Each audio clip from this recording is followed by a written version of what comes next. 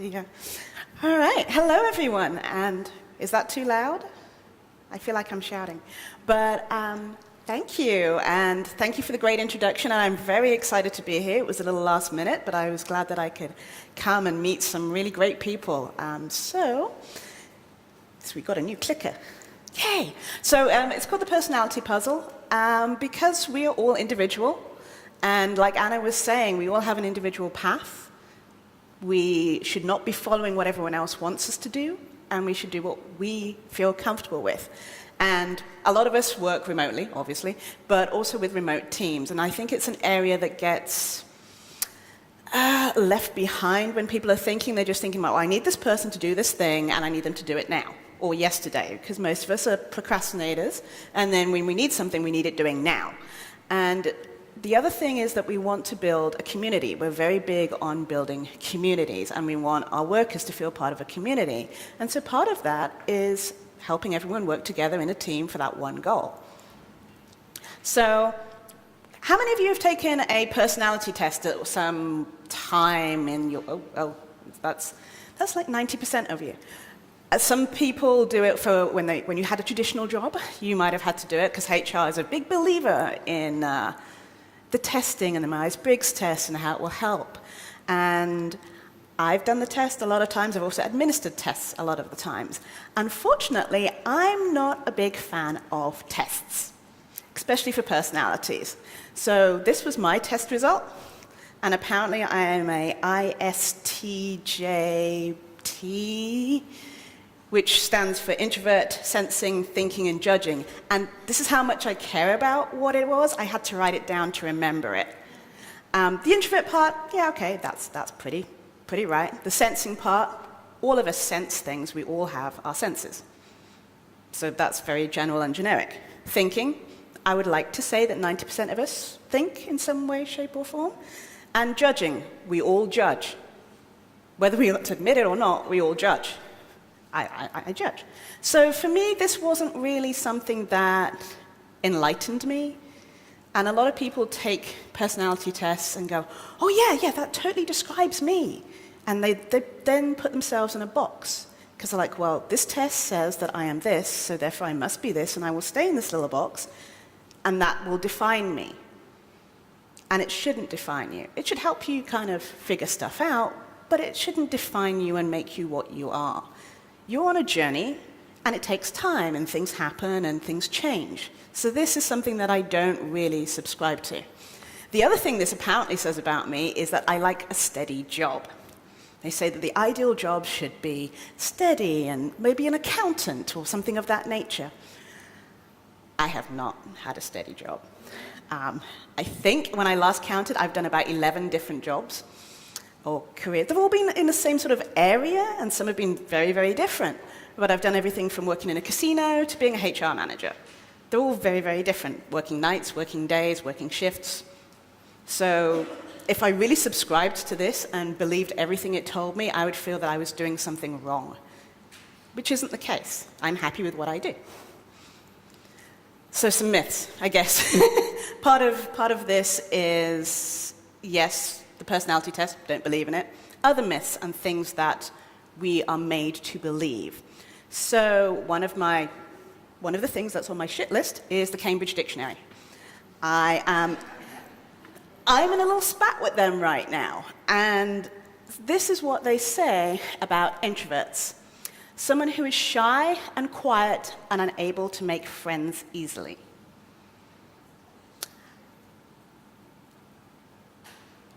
Those of you who have met me, I don't think I'm quiet. I don't come out of my shell very quickly, but unable to make friends easily. I think I've made a couple, I hope. I've made a couple here. I could be wrong, this could just all be.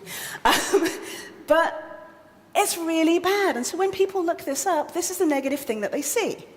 And because we believe everything we read, and what's on the internet is real, if it's Facebook, then it's real, this is what people expect. And so when you say the word introvert, people immediately assume that you are shy and awkward and weird and a whole bunch of other, inadequacy, inhibited, shrinking violet. There's just so many negative words up there to describe someone. And it has an impact. If you look at extrovert, it will say welcoming, charismatic, happy, and all these. I'm not saying you're not, but it's Kit, sorry. But it's just really frustrating that that's what's being told to the world, and that's the narrative that the world has about introverts. And also, at the end of the day, most people are neither an introvert or an extrovert the entire time. Most people kind of flow somewhere in between. And also what I realized, and I didn't include it on my slides, and I'm sorry, is that some people have a misconception, or there's various theories out there about what an introvert is and what an extrovert is. And so for me, what an introvert is where you get your energy from, how you recharge. Do you recharge by being alone, doing something creative in your own space, in your own time? Or do you recharge by coming to something like this and speaking to lots of people all the time, and you feel very alone if you're not with somebody?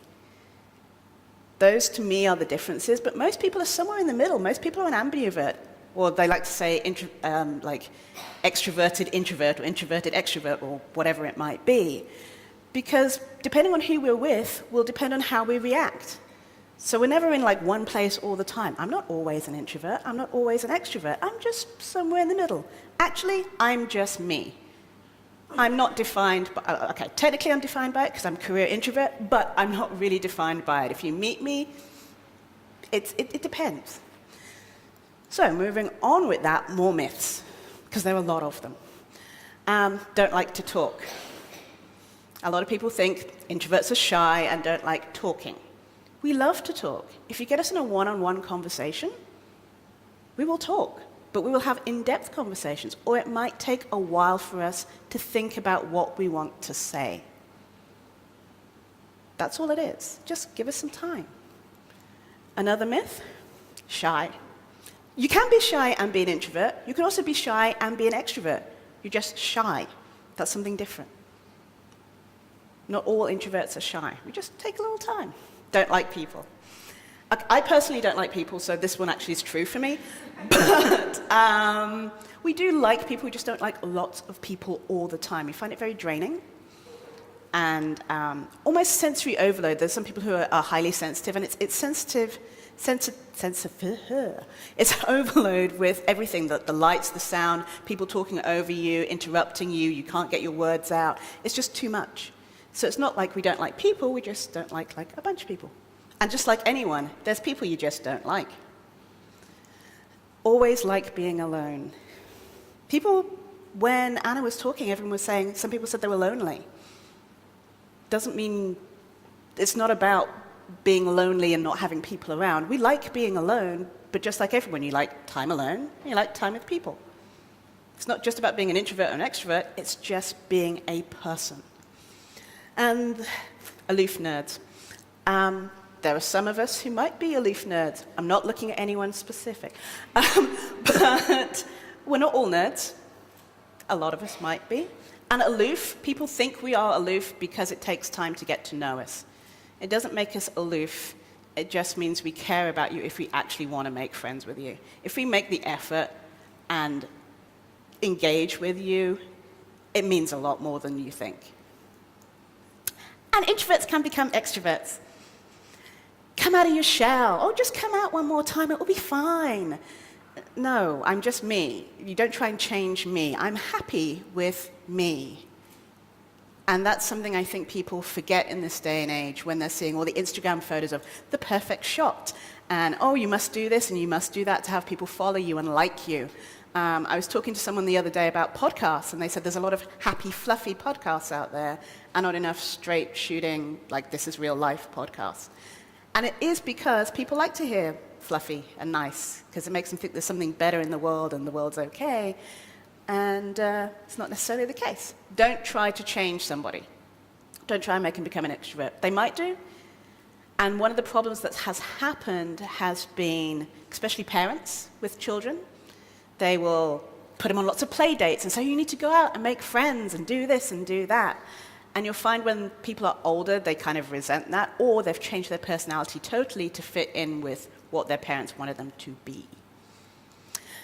More myths. I know there was a lot of myths. Okay. I'm done with the myths for a minute. I want to talk about freelancing.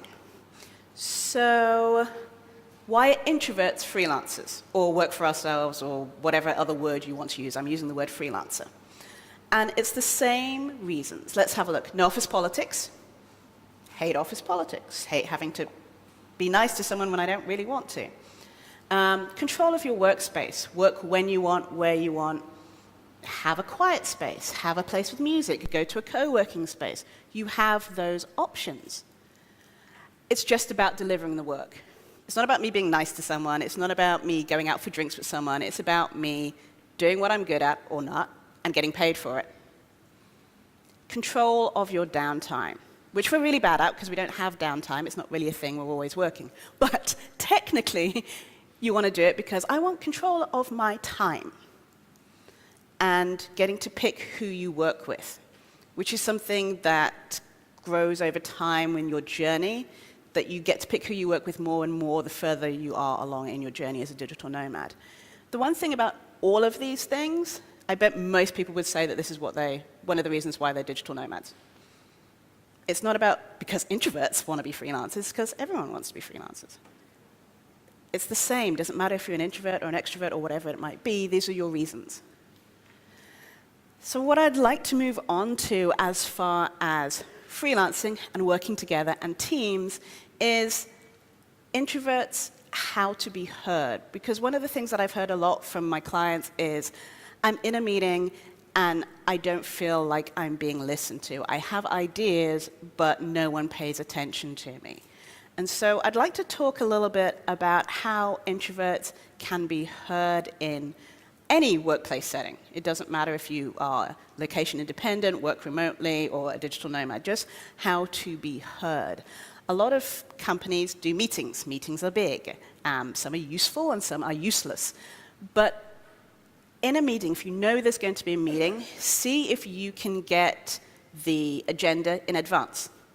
If you get the agenda in advance, you know what's going to be talked about.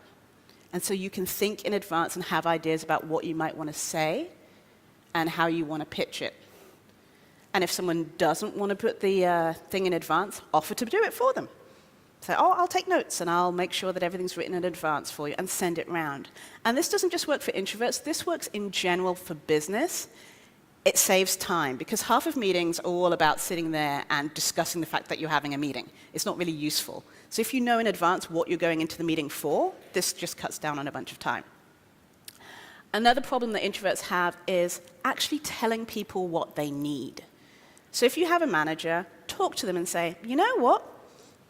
In meetings, don't put me on the spot. If you give me advance notice, or I'll come back to you like 30 minutes after the meeting and tell you my thoughts about it. It's about communication. Communicate what you need. You know better than anyone what you need, so communicate that. And hopefully your manager will listen to you. If not, there's other things. But that's one of the things that's really important, as well as managing up. Manage your manager or manage your client. Set their expectations, because that way they won't expect things that you can't deliver. And let extroverts be extroverts. Don't compete. It's not about competing. We all want the same thing. We want to be successful. Don't compete. Don't try to talk over that extrovert. Don't try to be like them. Just be you and don't compete. And let them talk. Extroverts like to talk, and it's okay. Don't feel that they're interrupting you or pushing you down. It's not about you. They just like to talk. It's fine. And so on the flip side of that, extroverts, how to listen. One thing that a lot of my clients have complained about is extroverts really, and they can't help it, like to interrupt us. So I was on a call the other day, and this girl was trying to express what she needed and how she felt, but she talked with really long pauses.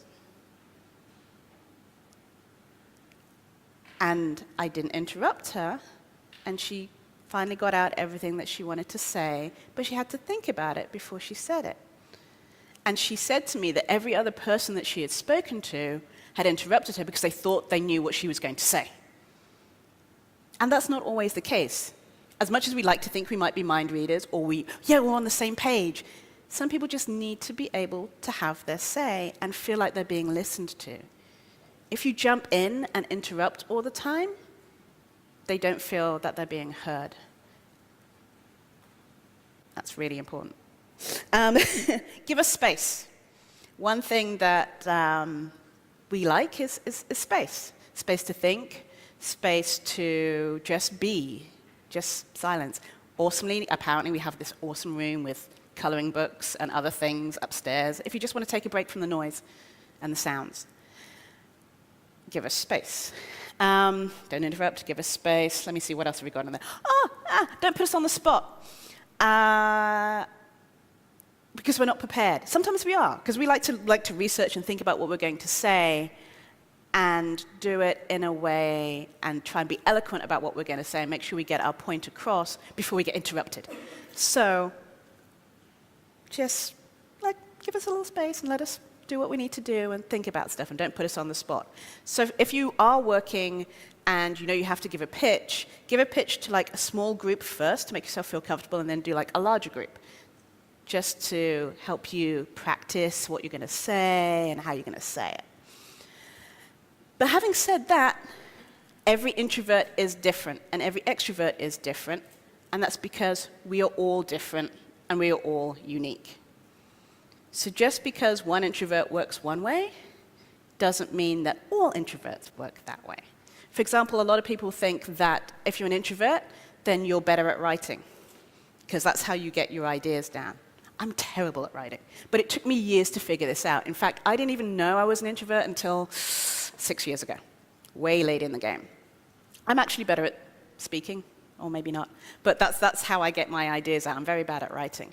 But the assumption is that if you're an introvert, you're better at writing. Not always the case. So working together with introverts and extroverts, or just people, everyone's different, and you need to figure out what makes them tick, how to make them work better, how to help them. The idea is to help people and build them up, not to pick at what they're bad at. And that's something that we need to do more of, is build people up. And this conference helps to do that. I definitely think so. So one of the other things that I'd like to talk about as far as working together in a team is about the water cooler. The water cooler is not coming up on the screen, which is awesome.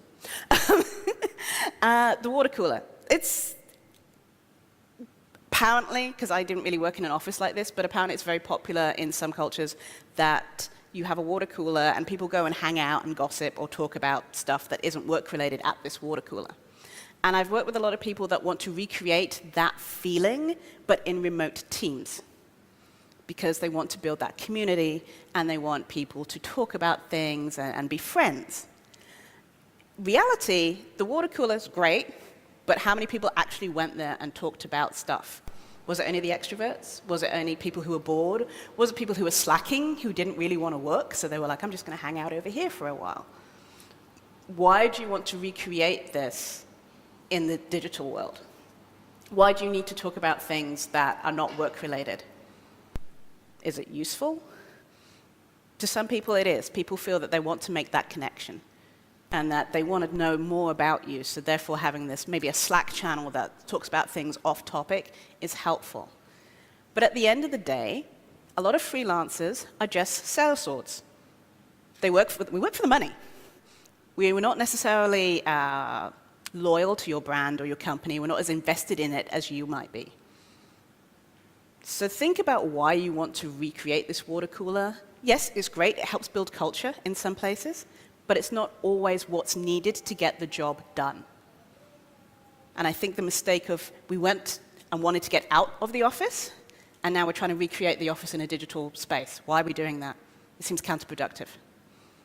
There's no right and there's no wrong, but just think about why you're doing it and the methods of it and who benefits. And are you just trying to get someone to fit into your mold?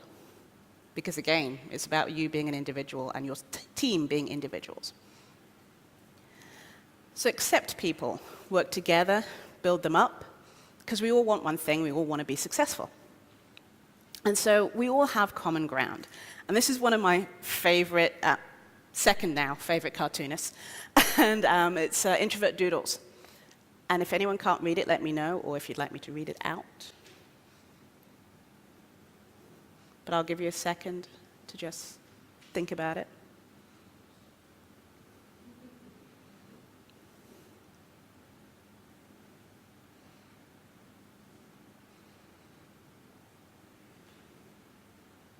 And for me, it makes sense. We're all just humans, and we all just want to be successful in whatever way, shape that might be. And the last thing, working together. Again, another doodle, because she's kind of awesome.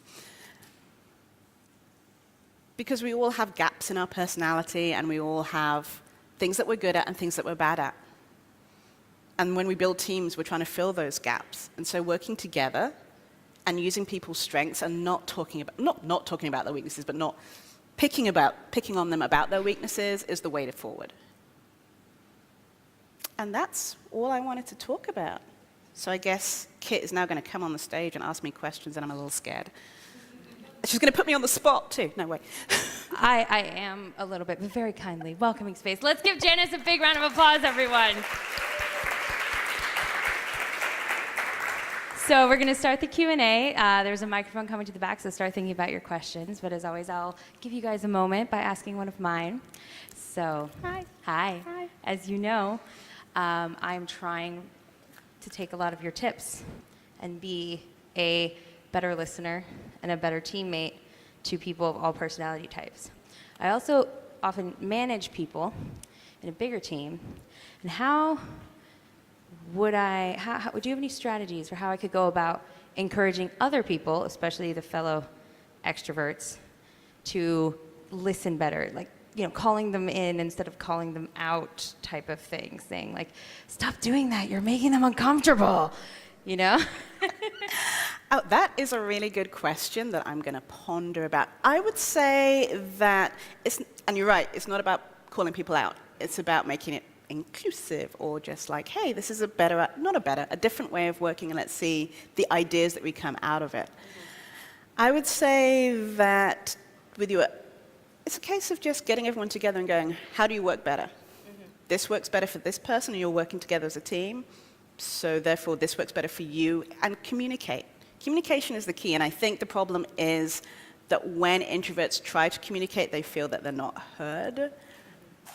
But when they are heard, it's awesome, and as long as people take it in. And sometimes people need reminders, and that's okay.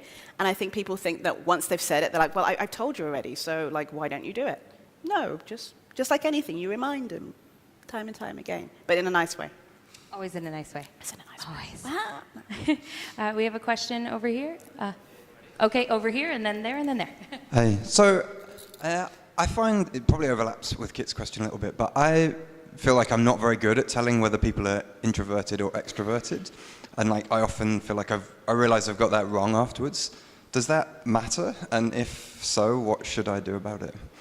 I don't think it matters, because as I was saying, people are just people. But what you should do about it is maybe ask them, say, do you feel more that you're more introverted or extroverted? I think last year Kit had a question about how do you recharge, or how do you spend your time to recharge? Ask. It can't hurt. Thank you. Yeah, that was actually Janice before she came. She said, do you have stats on how many people here are introverts and extroverts? I was like, yes. And then I realized we took that off the attendee census this year. So I gave her last year's stats. But if you come next year, you're all going to be asked about your preferences for introverts or extroverts. Michelle? Hi, Janice. That was a great talk. I wanted to get your take on something that happened to me this week, actually. So I hire a lot of freelancers. I've probably hired about 80, and right now I have about 30 working with me. And some of them I know every single day what they eat for breakfast, what they said to their dog this morning, how often at times it goes out to the toilet in the day. I mean, I know everything about them, and that's their choice. I'm very open.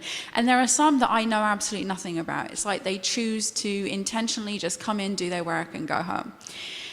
And this week, we found out that one of these sort of introverts, I'm a little bit introverted myself as well, actually had just by chance, had their entire house destroyed, demolished by a hurricane. All they have left is the clothes on their back, and they just happened to say this in passing on a comment in our active collab project space, and I felt terrible because I felt like, oh my god, how did I not know that this freelancer of mine was going through this?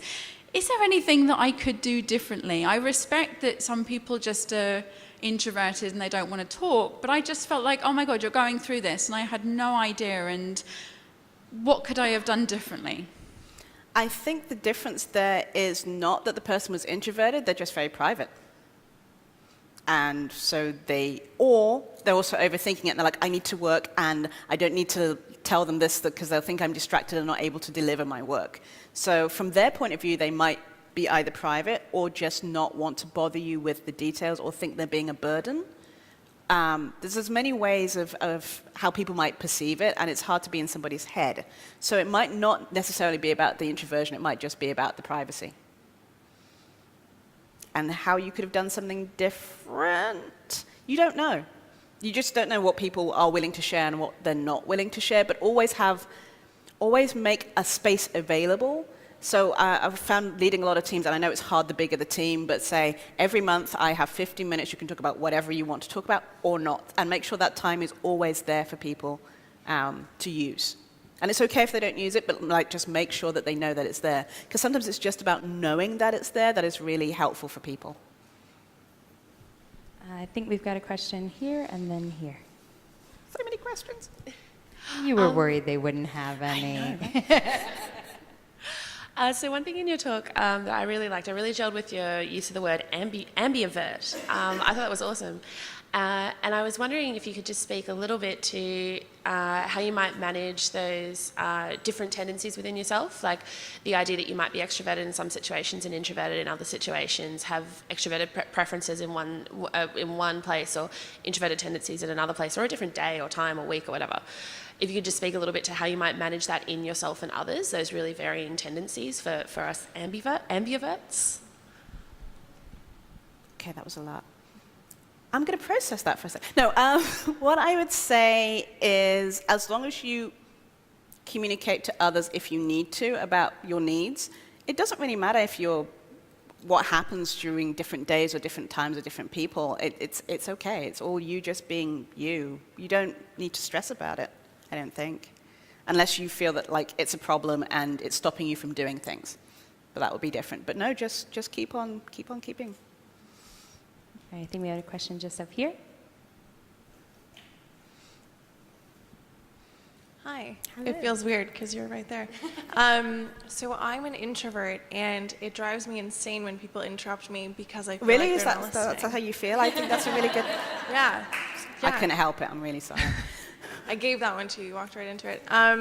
So from that perspective, what is a good response that's not shut the fuck up?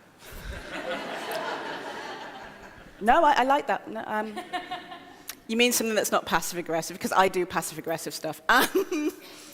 A good way to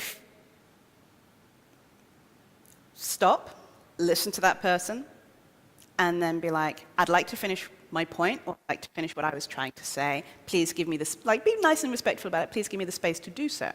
Do that twice, and then you could go with the shut the fuck up. All right, I think that's an excellent point to end on. If you guys have more questions, that I'm sure you do, you can find Janice at the lunch break and the breakout sessions. Thank you so much again, Janice. Thank you. I'm going to run.